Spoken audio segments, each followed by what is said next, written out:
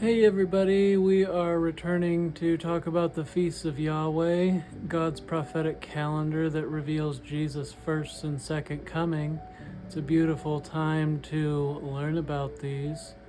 And let's jump right into the Sabbath, the rhythm of rest and rule. The first feast that is commanded in Leviticus 23.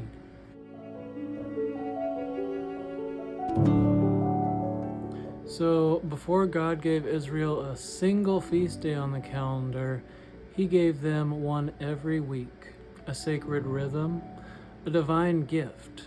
And Sabbath is not about checking out, it's about checking into His presence, checking into His rest, and checking into His rule, spiritually and physically. So you might ask yourself, what is the Sabbath? And the first mention of the Sabbath is in Genesis 2, verses 2 to 3.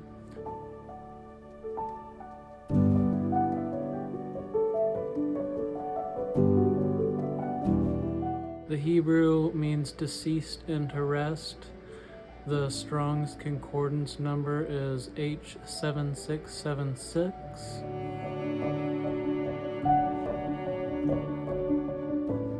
And it is the first moed, or appointed time, listed out in Leviticus 23. It says, 6 days shall work be done, but the seventh day is a Sabbath and solemn rest, a holy convocation. And that's in Leviticus, but the Sabbath predates the Mosaic and Levitical covenant. It originated in creation. So a lot of people are like, oh, we shouldn't, take on the Torah of Moses, being Gentiles. And I think there's some legitimacy to that, but I mean, the Sabbath is part of the Ten Commandments, and a lot of theologians agree that the Ten Commandments are still part of the New Covenant. So the Sabbath is a weekly feast. It's not optional, it's not cultural, it's a sacred rhythm of Yahweh, and we are invited into it. So you might ask, when is it? It's every seventh day, and on the biblical calendar, it's Friday evening to Saturday evening. Surprise, surprise, it's not on Sunday. The Sabbath is a weekly pause or an invitation to God, from God in the world's chaotic busyness. It's a 24-hour window of rest, refocus, and connect. And we reset and we rest in His finished work at Calvary. We don't need to do anything more, but it's good to enter into His rest, like the book of Hebrews says. So, what did God command about the Sabbath? In Exodus 20, verses 8 through 11, it says, "Remember the Sabbath and keep it holy.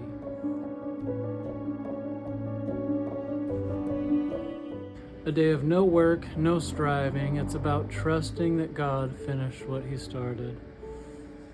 So you might ask yourself, did Jesus fulfill the Sabbath? And the answer is yes, since He fulfilled all the law and the Torah, as Matthew 5 says. In Matthew 11, verses 28 through 30,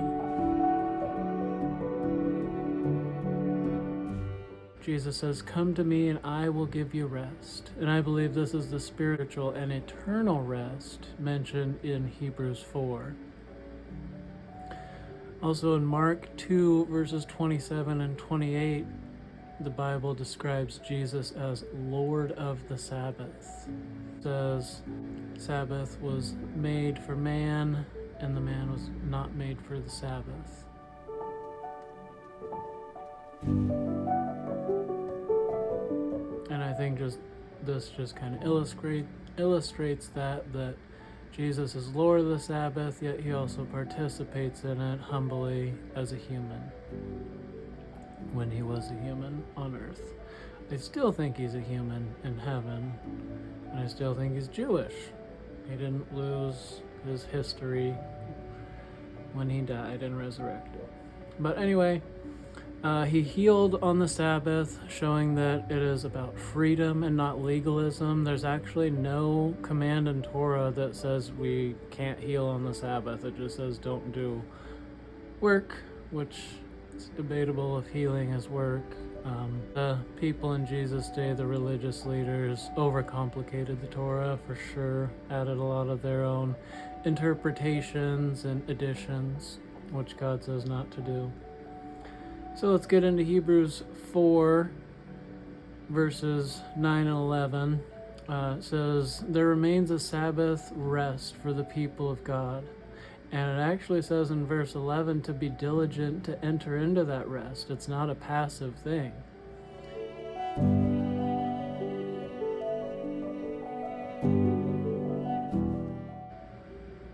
And the Sabbath points to a greater rest, that is salvation and rest in his work and his kingdom. He is the king, and he makes the rules. So you might ask yourself, did Jesus keep the feast? And let's go to the Bible and see what it says. In Luke 4:16, it says, as was his custom, talking about Jesus, he went into the synagogue on the Sabbath.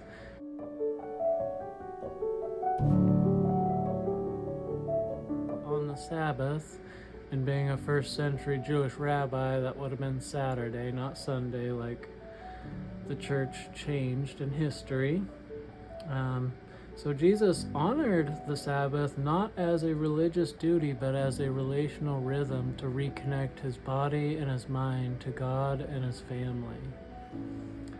Luke 13, verses 10 through 17 says that Jesus healed on the Sabbath.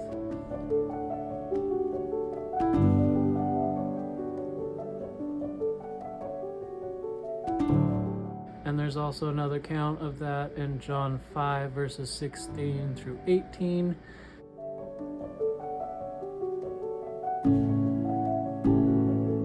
Both of those are really interesting to read, some different details in each one.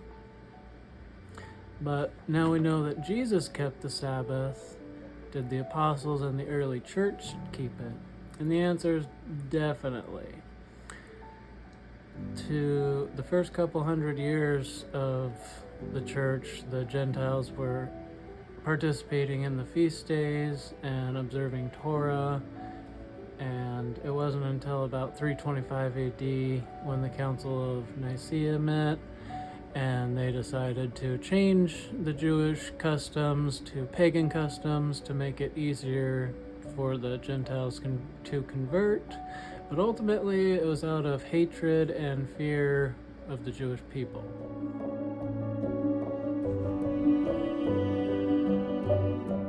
So, did Paul and the early church keep Sabbath? Let's look at Acts 13, verses 42 through 44. Paul preaches on the Sabbath in Antioch.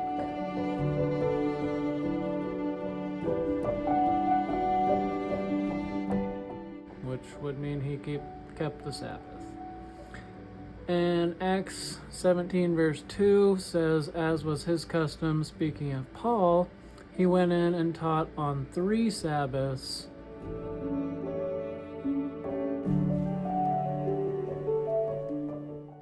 So he was observing Sabbath for a whole month in that passage.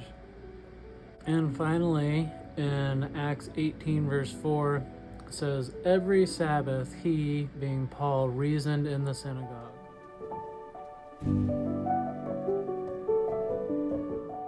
So not only was he keeping Sabbath, he was visiting synagogues and preaching Jesus on the Sabbath, which is pretty awesome. So early believers didn't throw this out. They saw Jesus in the feast days.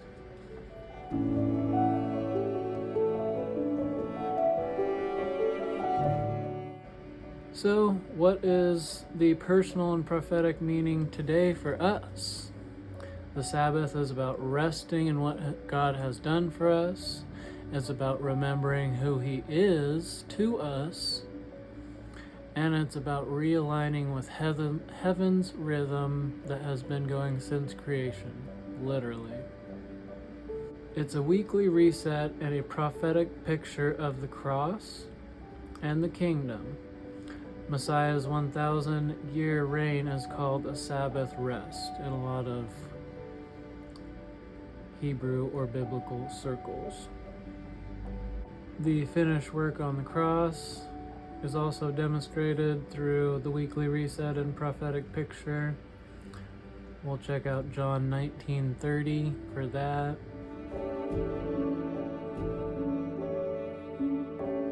And finally, a call to action. You were not made for burnout. You were made for beauty. God built rest into your DNA. We need it. Stop letting the culture dictate your schedule. Let Heaven reset your schedule. Begin with a Sabbath. Here's a couple simple steps you could take just this week to try. Why don't you try setting aside a 24-hour period? Doesn't necessarily have to be Friday night to Saturday night, although that is God's biblical time. But just a 24-hour period whenever you can. No cell phone, no work, no emails. Just take time with God and your loved ones. Eat a meal, light a candle, read scripture, rest, worship the King. Don't make it religious. Just make it relational and try to enjoy it. This isn't necessarily about following a set of rules. So, a quick recap. Sabbath is a weekly feast, and it is the first holiday or holy day or appointed time that Yahweh ever commanded or implemented. It points to creation, redemption, and even the future kingdom. Jesus fulfilled it and invites us into the greater fulfillment of it. You are invited to reclaim the Sabbath, not as law, but as life.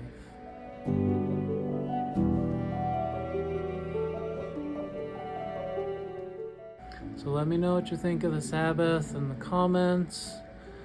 Let me know how you participate in the Sabbath, if you already do it.